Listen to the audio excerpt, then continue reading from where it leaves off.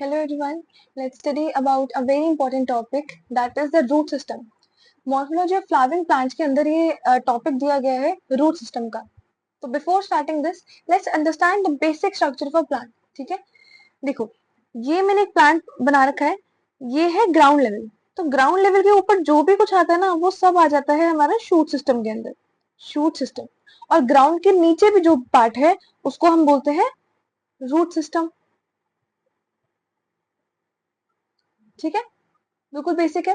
अब देखो shoot system में क्या क्या पार्ट आते हैं. स्टेम आती है जो बेसिक है, साथ में आती है nodes. Nodes are the parts of the plant from where the leaf arises. ठीक है, यहाँ से एक एक लीफ अराइज कर रही होती है, एक भी हो सकती है, एक से ज्यादा भी, आगे बात करेंगे उसके बारे में. अब देखो ये लीफ है.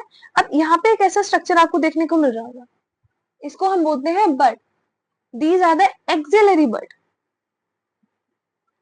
इन एक्सिलरी बड्स में क्या होता है ना, मेरिस्टेमेटिक सेल्स प्रेजेंट होते हैं और they gives this bud the ability to form the complete branch, leaves, flowers, fruits. ये सारी चीजें यहाँ से कर सकते हैं ग्रो. ओके, तो ये बेसिक स्ट्रक्चर था. अब रूट सिस्टम के अंदर हम थोड़ा इन डेप्थ जाते हैं. तो first of all let's understand that what is root. आपने एक डायकॉट का ये इस तरीके से कोटिलेडन देखा होगा. This is a dicot seat. इसको जैसे एक डाइकोट सीट लिया ना मैंने, उसको ओपन कर लिया है, तो ये वही है. ये जो स्वेल्ड स्ट्रक्चर्स हैं these are the cotyledons which store the reserve food material for the baby plant. ये जो ऊपर आपको स्ट्रक्चर दिख रहा है इसको हम बोलते हैं प्रिम्यूल, और ये जो नीचे स्ट्रक्चर दिख रहा है इसे बोलते हैं रेडिकल. ठीक है, तो root arises from this part. Roots arises from radicle. ठीक है, रेडिकल से अराइज करती है रूट. अब रूट क्या होती है? Roots are the structure which are positively, this is a positively sign, positively geotropic. Roots positively geotropic होती है, मतलब नीचे ग्रेविटी है ना, तो ग्रेविटी की तरफ ग्रो करनी है. अगर ऐसी कोई रूट है जो ग्रेविटी के अगेंस्ट जाने लग जाए तो उसे बोलेंगे नेगेटिवली जियोट्रॉपिक, जो आगे मैं बताऊंगी आपको इस चैप्टर के अंदर. ठीक है, तो ये बेसिक हो गया रूट. अब रूट का काम क्या होता है? रूट का काम होता है to absorb water and mineral. Absorb water and minerals. Also जो भी हमारे पीजीआर्स होते हैं, प्लांट ग्रोथ रेगुलेटर्स होते हैं, वो सिंथेसाइज करती है root. It provides anchorage to the plant. ठीक है, और क्या काम करता है? यही सारे चीजें हैं जो रूट्स के फंक्शन है. ओके, अब मैं बात करती हूँ टाइप्स ऑफ रूट्स के बारे में. ठीक है, टाइप्स ऑफ रूट्स. तो सबसे पहले आते हैं टैप रूट. अब टैप रूट का आपको नेम समझ में आ रहा होगा कि टैप जैसी जो है. ठीक है, आप लोगों ने देखी होगी कैरेट, रेडिश वगैरह, ये सब चीजें, ये सब टैप रूट्स है. ठीक है, तो टैप रूट का आके समझते हैं स्ट्रक्चर. देखो ये है जो मेन रूट दिख रही है, कलर चेंज करके, ये जो मेन रूट दिख रही है ना, ये होती है प्राइमरी रूट, जो कि रेडिकल के डायरेक्ट इलोंगेशन से आती है. अब इसके आगे फर्दर ये ब्रांचेस देखने को मिल रही हैं आपको. दीज आर द सेकेंडरी, और ये जो और ब्रांचेस है this is a tertiary root, ये है प्राइमरी रूट. जो प्रीडोमिनेंट स्ट्रक्चर होता है वो होता है प्राइमरी रूट का. ठीक है, मेन जो इलोंगेटिव स्ट्रक्चर आया है ना रेडिकल से, वो है प्राइमरी रूट. उसके आगे ब्रांचेस फर्दर जो है उससे आ रहा है सेकेंडरी और टर्शरी रूट. ठीक है, ये है. अब इसमें मैं आपको बताती हूँ कहाँ कहाँ प्रेजेंट होती है. इसका बेसिक एग्जाम्पल है डाइकॉट्स. जो भी हमारे डाइकॉट प्लांट हम देखते हैं ना, आप मैंगो देख लो, ऑरेंज देख लो, जो भी आपने डाइकॉट्स देखे होंगे अपने आसपास, मेजोरिटी डाइकॉट्स ही होते हैं. उनके अंदर टैप रूट प्रेजेंट होती है. ठीक है, बिल्कुल बेसिक है. अब बात करते हैं फाइब्रस रूट की. फाइब्रस रूट है ना, फाइबर्स जैसे नेटवर्क लाइक स्ट्रक्चर है इसमें. तो यहाँ पे क्या होता है कि जो प्राइमरी रूट होती है ना, लाइक दिस, ये बहुत छोटी होती है और शॉर्ट लिव्ड होती है. ठीक है, बनती है, रेडिकल से राइज हुई, लेकिन उसके बाद ज्यादा टाइम तक नहीं टिक पाई. अब क्या होगा, जो स्टेम होगी ना, स्टेम के बेस से कुछ फाइबर लाइक स्ट्रक्चर राइज होते हैं, और इसी को हम बोलते हैं फाइब्रस रूट. यहाँ पे प्राइमरी रूट प्रीडोमिनेंट नहीं है, यहाँ पे सेकेंडरी और टर्शियरी रूट जो है वो फाइबर्स लाइक स्ट्रक्चर बना रही है. ठीक है, और इसको ही हमने बोला फाइब्रस रूट्स. ये सेकेंडरी और ये टर्शरी स्ट्रक्चर्स हैं, ये है फाइब्रस रूट्स. ये होती है मोनोकॉट फैमिली में. मोनोकॉट फैमिली, ठीक है, जैसे वीट, राइस, इन सब में होती है हमारी फाइब्रस रूट. ठीक है, अब बात करते हैं एडवेंटिशियस रूट्स की. What are adventitious roots? अभी तक मैंने आपको रूट्स की डेफिनेशन बताई थी कि रूट्स आर दो structure of the plant which arise directly from the radical. अब यहाँ पे ऐसा नहीं होगा, एडवेंटिशियस रूट्स के लिए वो डेफिनेशन काम नहीं करेगी। क्यों? क्योंकि adventitious roots do not elongate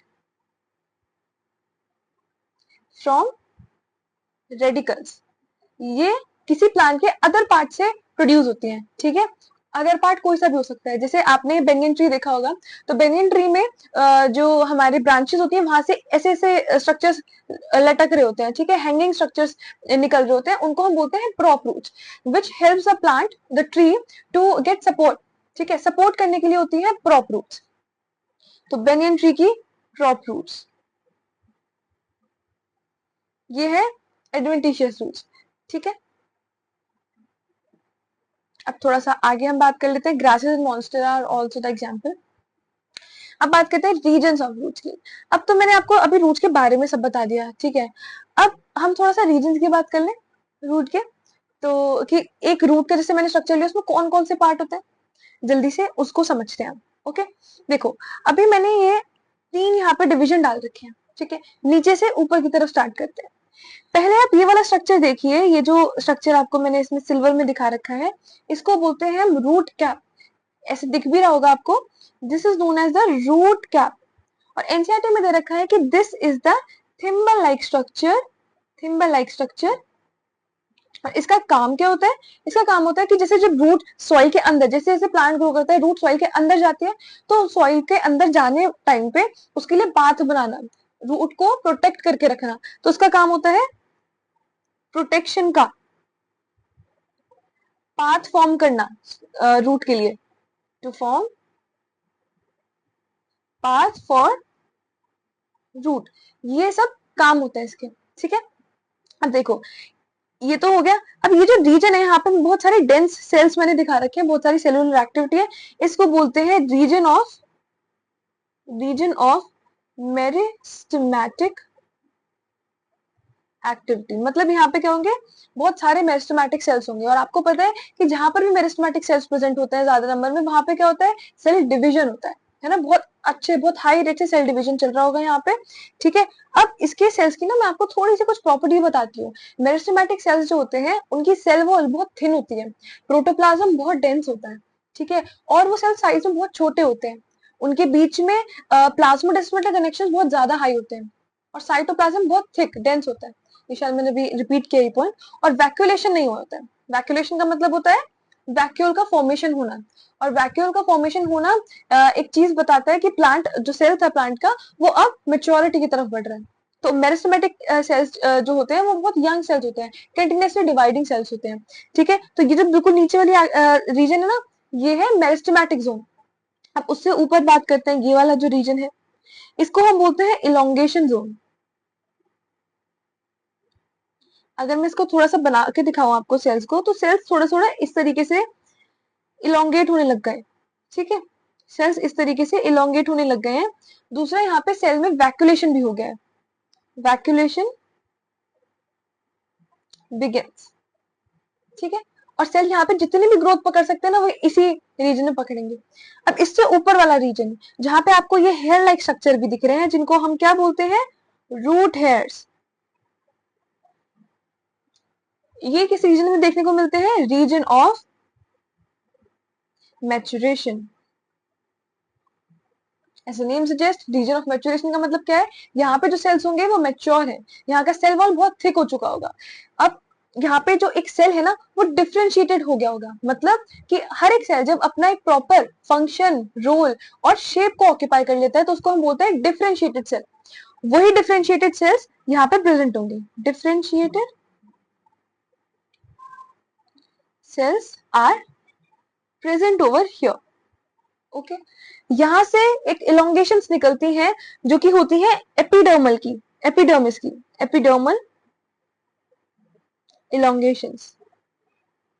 epidermis के जो सेल्स होते हैं ना, वही इलोंगेट कर करके क्या बनाते हैं, रूट हेयर्स बनाते हैं। और root hairs are the branch structures, जो कि क्या करते हैं, एब्जॉर्प्शन में, जो वाटर मिनरल एब्जॉर्प्शन है ना, उसमें हेल्प करते हैं, helps in the water mineral absorption. ये था अभी तक का रीजन्स ऑफ रूट, हमने अच्छे से समझा। अब थोड़ा सा अडेप्टेशन पढ़ लेते हैं।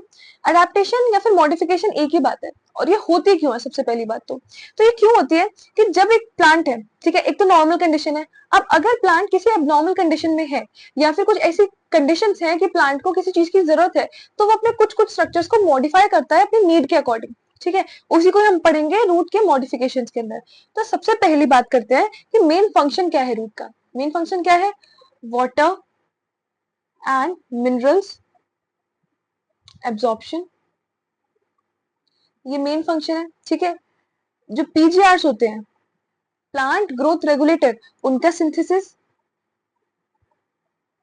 ठीक है। और क्या करता है? Provides anchorage to the plant. और कुछ ऐसी भी होती हैं रूट्स जो कि क्या होते हैं, जो फूड को स्टोर वगैरह करते हैं। अब आगे बात करते हैं। देखो, अब एडेप्टेशन आई फूड को स्टोर करने की। आपने कैरेट, टर्निप और ये सब देखा होगा, ठीक है। तो इनके जो रूट्स होती है ना, वो अंडरग्राउंड रूट्स, ये फूड को स्टोर करती हैं, जिनको हम खाते भी हैं, है ना। ऐसे ही आपने स्वीट पोटैटो खाया होगा, उसमें जो रूट्स होती हैं वो एडवेंटिशियस रूट्स होते हैं। And by now you know that what are adventitious roots, the roots which are not directly grown from the radicles, किसी अदर पार्ट से आती है, ठीक है। अभी ऊपर मैंने आपको प्रॉप रूट्स की बात करी थी ना, प्रॉप रूट्स किसमें होती है? बेनियन ट्री में। और ये क्या करती है? सपोर्ट प्रोवाइड करती है। ऐसे ही स्टिल्ट रूट्स किसमें होती है? मेज में। जैसे ये स्टेम है ना, स्टेम के देखो लोअर वाली नोड से ना ऐसे ऐसे रूट्स निकल रही होती हैं, ये भी इसको आगे सपोर्ट ही प्रोवाइड करती हैं। लास्ट एग्जांपल है बहुत इंपॉर्टेंट, राइजोफोर्स का, ठीक है। राइजोफोर्स में क्या होता है? देखो, ये ऐसे प्लांट्स होते हैं जो कि मार्शी एरिया में ग्रो करते हैं। तो इसमें क्या होता है कि जो रूट्स होती है ना, ये ऐसे इलोंगेटेड ऊपर की तरफ आ जाती हैं, ठीक है।